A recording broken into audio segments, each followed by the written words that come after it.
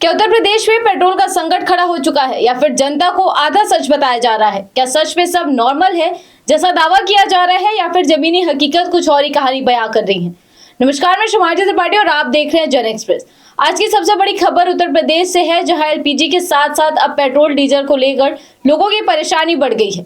UP में तेल का हाहाकार मचा हुआ है, लेकिन सवाल है कि सरकार क्या कर रही है और ये हाहाकार असली है या बनाया हुआ है। चलिए पहले आपको सीधे ग्राउंड रिपोर्ट बताते हैं।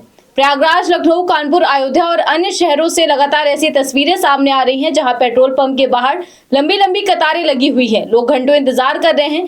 कई जगह धक्का मुक्की तक की नौबत आ गई है। कुछ पेट्रोल पंप अस्थायी रूप से खाली हो गए हैं और कुछ पर पुलिस को भीड़ संभालने के लिए बुलाना पड़ रहा है। अब सवाल ये है कि अगर सब कुछ सामान्य है तो ये हालात क्यों हैं? इसके आंकड़े खुद कहानी बता रहे हैं। पिछले कुछ दिनों में पेट्रोल डीजल की मांग करीब 30% तक बढ़ गई है। लखनऊ में जहां रोजाना करीब 7 लाख लीटर बिक्री होती थी, वहीं अचानक 11 से 12 लाख लीटर तक पहुंच गई है। यानी सप्लाई में कोई बड़ा बदलाव नहीं है, लेकिन मांग अचानक बढ़ गई है और यहीं से सिस्टम पर दबाव शुरू हुआ है। अब सबसे पहले अहम सवाल है कि अचानक लोगों में इतनी घबराहट क्यों है? तो इसका पहला कारण है सोशल मीडिया पर फैलती अफवाहें। लोगों के बीच ये बात तेजी से फैली है कि पेट्रोल खत्म हो सकता है या कीमतें बढ़ सकती हैं। दूसरा कारण है अंतर्राष्ट्रीय तनाव। मिडिल ईस्ट में चल रही हलचल ने लोगों के डर को और हवा दी है। तीसरा कारण है सप्लाई सिस्टम में बदलाव। कुछ रिपोर्ट्स के मुताबिक एडवांस पेमेंट सिस्टम की वजह से कुछ जगहों पर सप्लाई में देरी हुई है। लेकिन सवाल यह है कि अगर सिस्टम इतना मजबूत है तो सिर्फ अफवाह से ही क्यों हिल गया? अब जानते हैं कि सरकार क्या कर रही है। उत्तर प्रदेश के मुख्यमंत्री योगी आदित्यनाथ का साफ कहना है कि राज्य में पेट्रोल डीजल की कोई कमी नहीं है और लोगों से अफवाहों पर ध्यान न देने की अपील की गई है। सरकार का दावा है कि राज्य में 20 से 22 दिन का स्टॉक मौजूद है। सप्लाई पूरी तरह से सामान्य है और हर पेट्रोल पंप पर पर्याप्त स्टॉक रहता है। लेकिन यहीं पर सबसे बड़ा सवाल खड़ा होता है कि अगर 20 दिन का स्टॉक है और अगर सप्लाई सामान्य है तो फिर पंप खाली क्यों हो रहे हैं? लोग घंटों लाइन में क्यों खड़े हैं? पुलिस क्यों बुलानी पड़ रही है?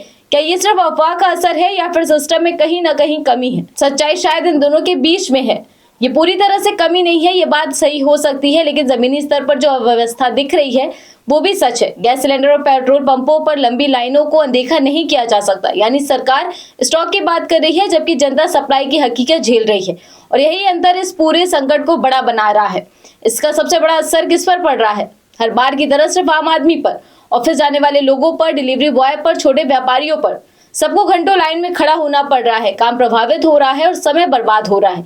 यानी चाहे कारण कुछ भी हो, नुकसान सिर्फ जनता का हो रहा है। तो वो जमीन पर क्यों नहीं दिख रहा है? क्या सिर्फ अफवाह कह देना काफी है या फिर सिस्टम को और बेहतर बनाने की जरूरत है? क्योंकि सच यही है कि संकट सिर्फ तब नहीं होता जब चीजें खत्म हो जाए। संकट तब होता है जब भरोसा खत्म हो जाए।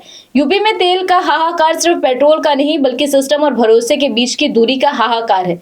अब देखना यह है कि सरकार इस भरोसे को टूटने से कैसे बचाती है और बचाती भी है या नहीं। फिलहाल आज की इस रिपोर्ट में बस इतना ही। आप देखते रहिए जन एक्सप्रेस। धन्यवाद।